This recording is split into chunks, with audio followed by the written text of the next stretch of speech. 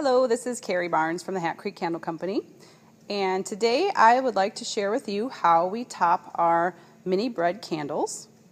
And I'm doing a little experiment today. I'm going to try and show this to you first person. So I'm going to try and keep the camera in frame, but I have strapped it to the front of me, and hopefully I will be able to keep it in frame for you so you can see what I'm doing. Over here, you'll notice this is our banana nut bread candle, and we finished these a little bit earlier today. So that's kind of what we're going for, but we are going to be doing in this batch, this is going to be our caramel apple cake. So let's get started. We'll go on over to the scale. And if any of you candle makers are watching this, if you can see this Denver Instrument scale is really awesome. As you can see, it's kind of taken a beating, and we've spilled dye and fragrance on it, and it is just takes a licking and keeps on ticking. So we really like this scale a lot. I'm going to knock on wood. So hopefully it does keep working for us because it is very important to our operations. So we're going to zero out the scale. I'll go over here into our vat of melted wax. This is about 150 pounds of melted wax.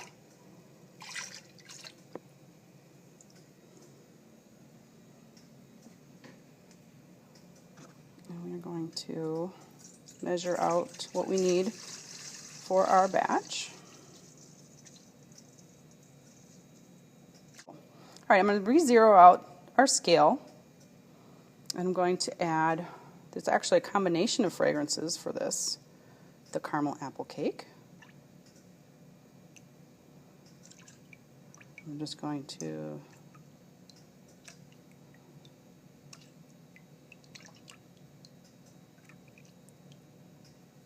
measure out what we need.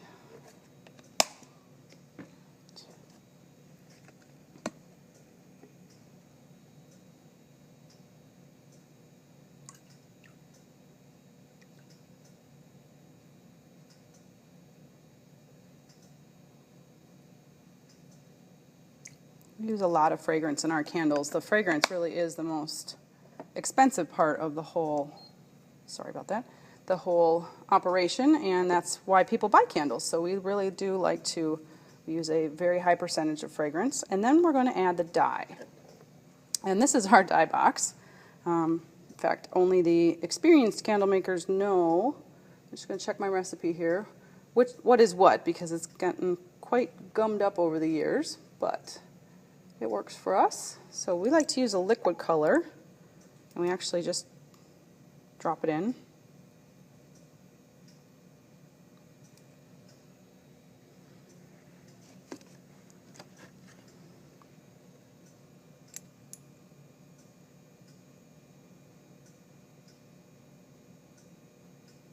Okay. Then we're going to take it back over here and give it a good stir and make sure all of that color and fragrance is very nicely combined. Oh, it smells so good. Caramel and apple and bakery. Love this fragrance. It's a great one for all year round, but it's really, really nice for fall, which is coming up. Okay, once that's nicely combined, we're actually going to let this rest. It's quite hot in the factory right now, so I'm going to give it at least a good 45 minutes. It does vary with the temperature. And so I'm going to set my timer, and we'll be back. Okay, everybody, we're back. It's been a little bit longer than 40 minutes, but you can see this is still mushy. It's getting a little bit harder than I would like to see it around the edge, but what I do then is just take a spoon and peel around the edge. And you can see there's soft parts inside.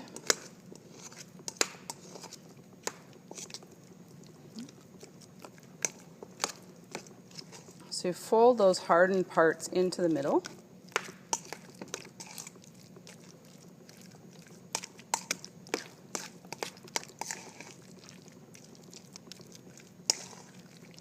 Get those softened up. And what we'll be doing is actually beating these, or this, with a mixer, like you would do a cake. And sometimes after this step, we let it rest for a little bit and let it cool a little bit longer. But this looks looking pretty good. Okay, so now I'm just going to reach over and grab our mix master.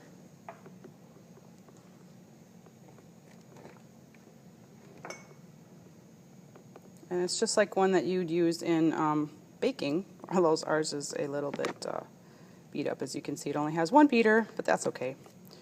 Works for us. And sorry about the noise, but just want to show you what kind of consistency that we get.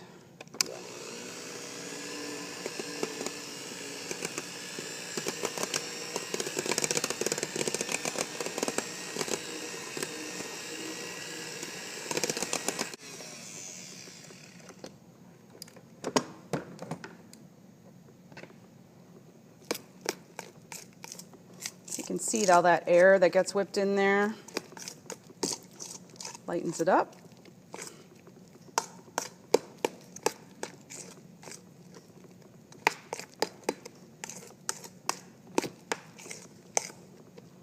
That looks pretty good. Okay, next, we're ready for topping. So here are the bases that we showed you earlier. Take the wick pins off. Those just keep the wicks in place because the wax that we use will shrink as it cools, and we'll pull the wicks out of place. So we'll just pull those out of there.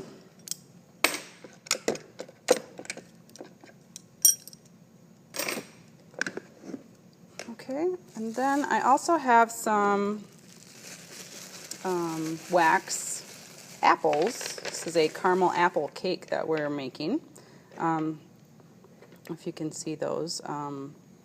Just little molded wax apples that smell like spiced apple.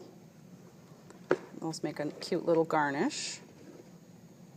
So, we're just going to take some of our mix. I like to whip it up because, again, the edges start to solidify faster than the middle, and I just keep folding that in. All right. Hopefully you can see this.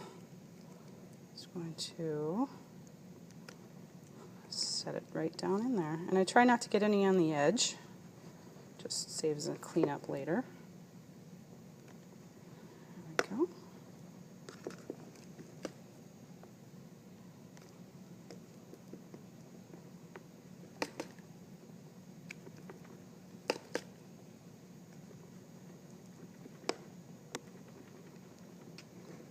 Just the right texture, kind of fluff it up. And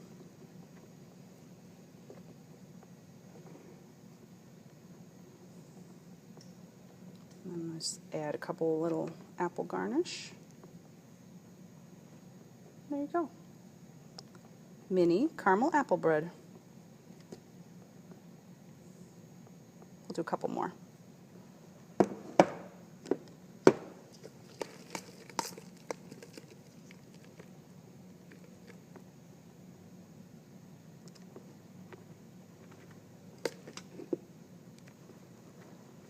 These really are a great way to get yummy home-baked fragrance into your home. We do this caramel apple, and we also do a banana nut. And then during the fall and holiday season, sometimes we do some other special varieties.